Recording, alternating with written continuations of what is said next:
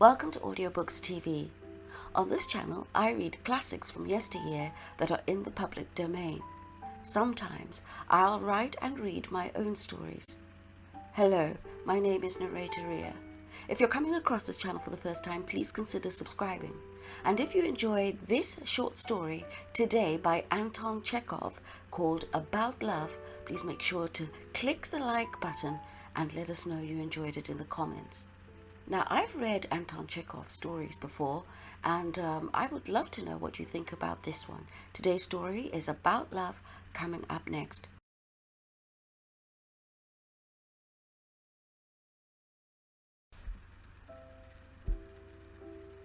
At lunch next day, there were very nice pies, crayfish and mutton cutlets.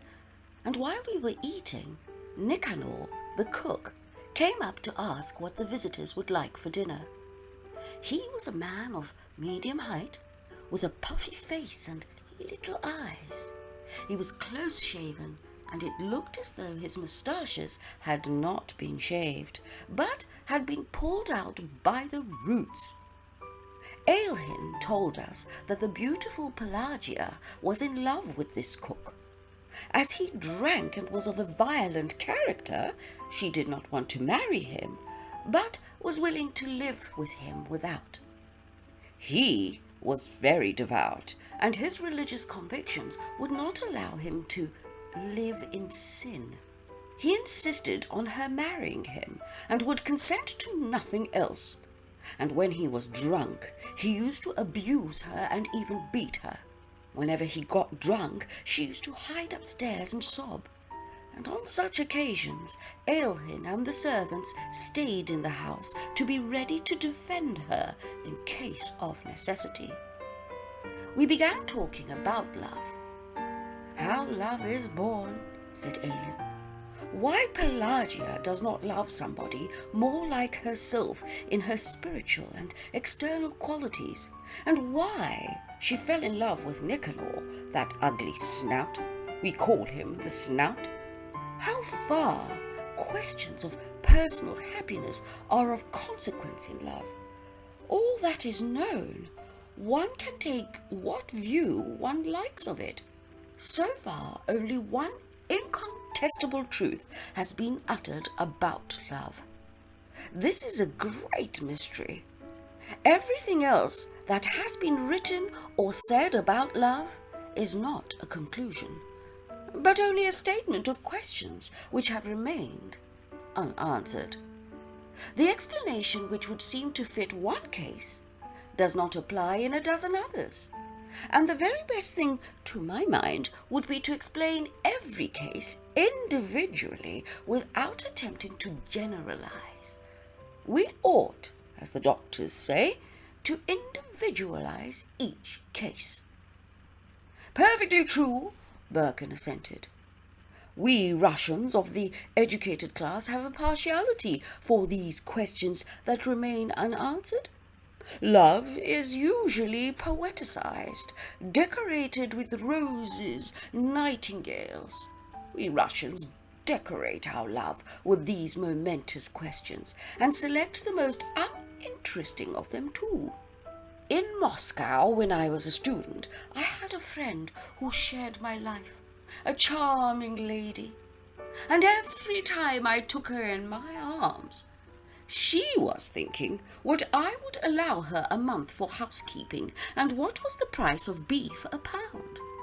In the same way, when we are in love, we are never tired of asking ourselves questions, whether it is honourable or dishonourable, sensible or stupid, what this love is leading up to, and so on. Whether it is a good thing or not, I don't know, but that it is in the way unsatisfactory and irritating, I do know." It looked as though he wanted to tell some story. People who lead a solitary existence always have something in their hearts which they are eager to talk about. In town, bachelors visit the bars and the restaurants on purpose to talk, and sometimes tell the most interesting things to bath attendants and waiters. In the country, as a rule, they unbosom themselves to their guests. Now, from the window we could see a grey sky, trees drenched in the rain. In such weather we could go nowhere, and there was nothing for us to do but to tell stories and to listen. I have lived at Sofino and been farming for a long time, Alyohin began. Ever since I left the university, I am an idle gentleman by education, a studious person by disposition. But there was a big debt owing on the estate when I came here, and as my father was in debt partly because he had spent so much on my education, I resolved not to go away, but to work till I paid off the debt. I made up my mind to do this and set to work, not, I must confess, without some repugnance. The land here does not yield much, and if one is not to farm at a loss, one must employ serf labour or hired labourers, which is almost the same thing, or put it on a peasant footing. That is, work the fields oneself with one's family. There is no middle path. But in those days I did not go into such subtleties. I did not leave a clod of earth unturned. I gathered together all the peasants, men and women, from the neighbouring villages. The work went on at a tremendous pace. I myself ploughed and sowed and reaped, and was bored doing it, and frowned with disgust, like a village cat driven by hunger to eat cucumbers in the kitchen garden. My body ached, and I slept as I walked, and at first it seemed to me that I could easily reconcile this life of toil with my cultured habits. To do so, I thought, all that is necessary is to maintain a certain external order in life. I established myself upstairs here in the best rooms, and ordered them to bring me there coffee and liquor after lunch and dinner. And when I went to bed, I read every night the Ivanych Evropy. But one day our priest, Father Ivan, came and drank up all my liquor at one sitting. And the Ivanych Evropy went to the priest's daughters, as in the summer, especially at the haymaking, I did not succeed in getting to my bed at all, and slept in the sledge in the barn, or somewhere in the forester's lodge. What chance was there of reading?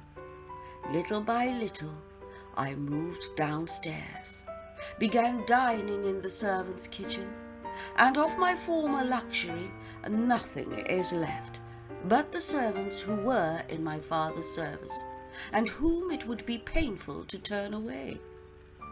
In the first years I was elected here an honorary justice of the peace. I used to have to go to the town and take part in the sessions of the Congress and of the Circuit Court, and this was a pleasant change for me. When you live here for 2 or 3 months without a break, especially in the winter, you begin at last to pine for a black coat. And in the Circuit Court there were frock coats and uniforms and dress coats too, all lawyers, men who have received a general education. I had someone to talk to. After sleeping in the sledge and dining in the kitchen, to sit in an armchair in clean linen, in thin boots, with a chain on one's waistcoat, is such luxury. I received a warm welcome in the town. I made friends eagerly, and of all my acquaintanceships, the most intimate, and to tell the truth, the most agreeable to me, was my acquaintance with Luganovich, the vice-president of the Circuit Court. You both know him, a most charming personality. It all happened just after a celebrated case of incendiarism. The preliminary investigation lasted 2 days. We were exhausted. Luganovich looked at me and said, "Look here, come round to dinner with me." This was unexpected, as I knew Luganovich very little, only officially, and I had never been to his house. I only just went to my hotel room to change and went off to dinner. And here it was my lot to meet Anna Alexyevna, Luganovich's wife. At that time she was still very young, not more than 22. and her first baby had been born just 6 months before. It is all a thing of the past, and now I should find it difficult to define what there was so exceptional in her. What it was in her attracted me so much. At the time, at dinner, it was all perfectly clear to me. I saw a lovely, young, good, intelligent, fascinating woman, such as I had never met before, and I felt her at once someone close and already familiar, as though that face, those cordial, intelligent eyes, I had seen somewhere in my childhood, in the album which lay on my mother's chest of drawers. 4 Jews were charged with being incendiaries, were regarded as a gang of robbers, and to my mind quite groundlessly. At dinner I was very much excited. I was uncomfortable, and I don't know what I said, but Anna Alexyevna kept shaking her head and saying to her husband, "Dmitri, how is this?" Luganovich is a good-natured man, one of those simple-hearted people who firmly maintain the opinion that once a man is charged before a court, he is guilty, and to express doubt of the correctness of a sentence cannot be done except in legal form on paper, and not at dinner and in private conversation. "You and I did not set fire to the place," he said softly, "and you see we are not condemned and not in prison." And both husband and wife tried to make me eat and drink as much as possible. From some trifling details, from the way they made the coffee together, for instance, and from the way they understood each other at half a word, I could gather that they lived in harmony and comfort, and that they were glad of a visitor. After dinner, they played a duet on the piano. Then it got dark, and I went home. And that was at the beginning of spring. After that, I spent the whole summer at Sofino without a break, and I had no time to think of the town either, but the memory of the graceful, fair-haired woman remained in my mind all those days. I did not think of her, but it was as though her slight shadow were lying on my heart. In the late autumn, there was a theatrical performance for some charitable object in the town. I went into the governor's box. I was invited to go there in the interval. I looked, and there was Anna Alexyevna sitting beside the governor's wife, and again the same irresistible, thrilling impression of beauty and sweet, caressing eyes, and again the same feeling of nearness. We sat side by side, then went to the foyer. "You have grown thinner," she said. "Have you been ill?" "Yes, I've had rheumatism in my shoulder, and in rainy weather I can't sleep." "You look dispirited. In the spring, when you came to dinner, you were younger, more confident. You were full of eagerness and talked a great deal then. You were very interesting, and I really must confess I was a little carried away by you. For some reason you often came back to my memory during the summer, and when I was getting ready for the theatre today, I thought I should see you." And she laughed. "But you look dispirited today," she repeated. "It makes you seem older." The next day I lunched at the Luganoviches. After lunch they drove out to their summer villa in order to make arrangements there for the winter, and I went with them. I returned with them to the town, and at midnight drank tea with them in quiet domestic surroundings, while the fire glowed, and the young mother kept going to see if her baby girl was asleep. And after that, every time I went to town, I never failed to visit the Luganoviches. They grew used to me, and I grew used to them. As a rule, I went in unannounced, as though I were one of the family. "Who is there?" I would hear from a faraway room, in the drawling voice that seemed to me so lovely. "It's Pavel Konstantinovitch. answered the maid or the nurse. Anna Alexyevna would come out to me with an anxious face and would ask me every time, "Why is it so long since you have been? Has anything happened?" Her eyes, the elegant, refined hand she gave me, her indoor dress, the way she did her hair, her voice, her step, always produced the same impression on me of something new and extraordinary in my life, and very important. We talked together for hours, were silent, thinking each our own thoughts, or she played for hours to me on the piano. If there were no one at home, I stayed and waited, talked to the nurse, played with the child, or lay on the sofa in the study and read. And when Anna Alexyevna came back, I met her in the hall and took all her parcels from her. And for some reason, I carried those parcels every time with as much love, with as much solemnity as a boy. There is a proverb that if a peasant woman has no troubles, she will buy a pig. The Luganoviches had no troubles, so they made friends with me. If I did not come to the town, I must be ill or something must have happened to me, and both of them were extremely anxious. They worried that I, an educated man with a knowledge of languages, should, instead of devoting myself to science or literary work, live in the country, rush round like a squirrel in a rage, work hard with never a penny to show for it. They fancied that I was unhappy, and that I only talked, laughed, and ate to conceal my sufferings. And even at cheerful moments when I felt happy, I was aware of their searching eyes fixed upon me. They were particularly touching when I really was depressed, when I was being worried by some creditor who had not money enough to pay interest on the proper day. The two of them, husband and wife, would whisper together at the window.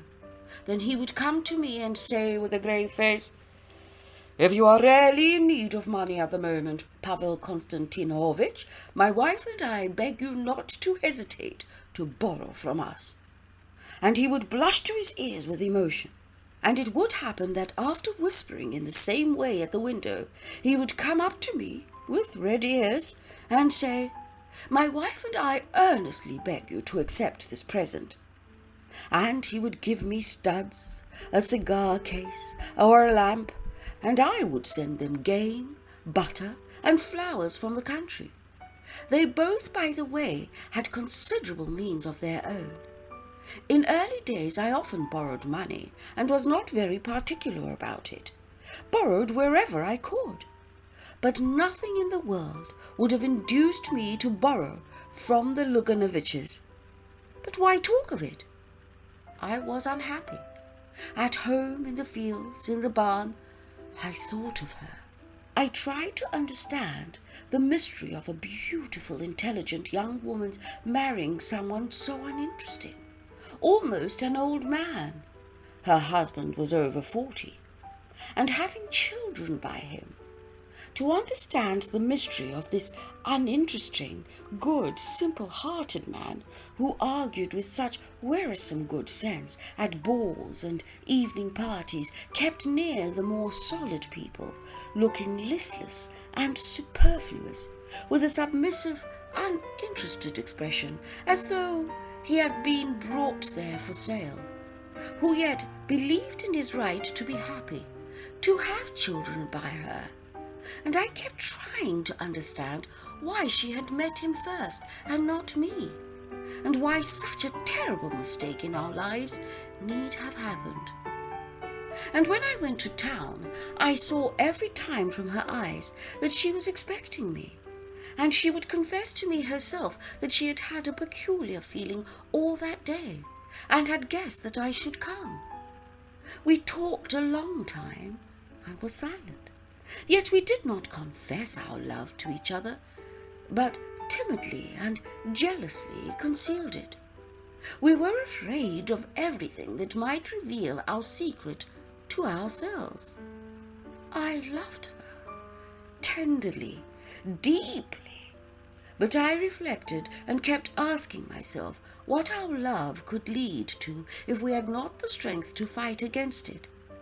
It seemed to be incredible that my gentle, sad love could all at once coarsely break up even the tenor of the life of her husband, her children, and all the household in which I was so loved and trusted. Would it be honourable? She would go away with me, but where? Where could I take her? It would have been a different matter if I had a beautiful, interesting life. If, for instance, I had been struggling for the emancipation of my country, or had been a celebrated man of science, an artist, or a painter. But as it was, it would mean taking her from one everyday humdrum life to another as humdrum, or perhaps more so. And how long would our happiness last? What would happen to her in case I was ill, in case I died, or if we simply grew cold to one another? And she apparently reasoned in the same way. She thought of her husband, her children, and of her mother, who loved the husband like a son. If she abandoned herself to her feelings, she would have to lie, or else to tell the truth.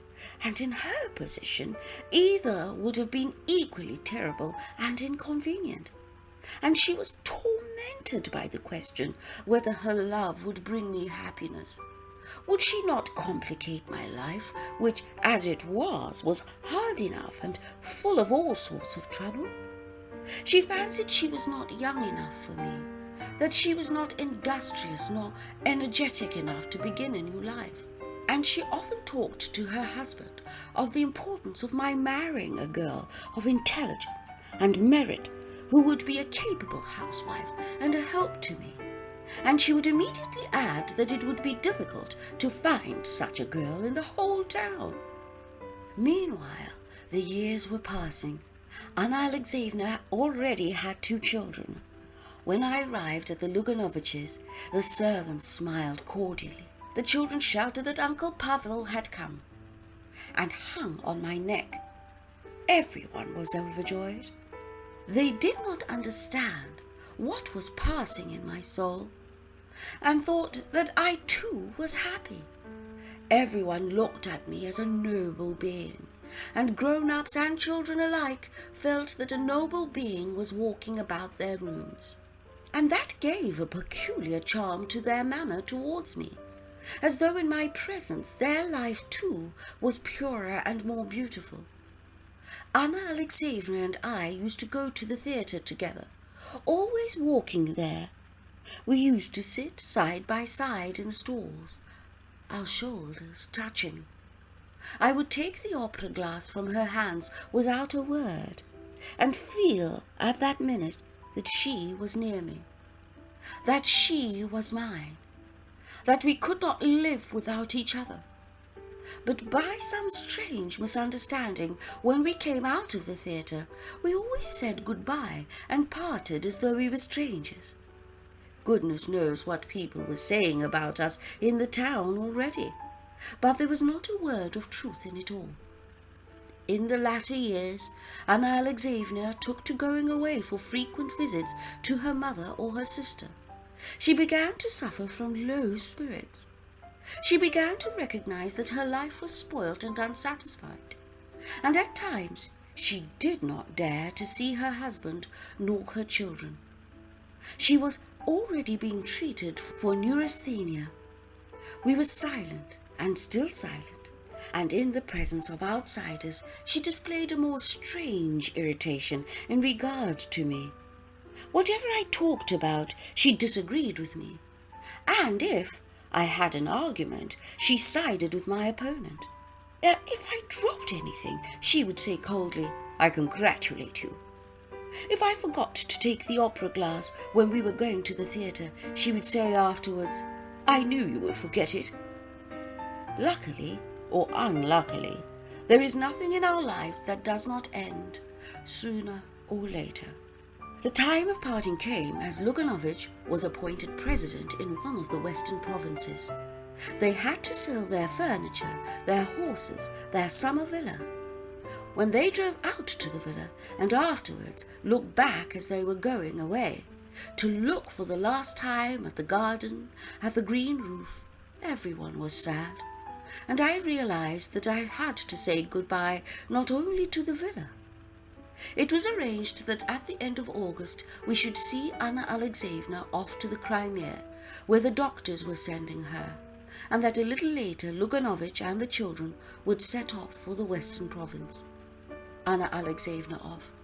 When she had said goodbye to her husband and her children, and there was only a minute left before the third bell, I ran into her compartment to put a basket, which she had almost forgotten, on the rack, and I had to say goodbye.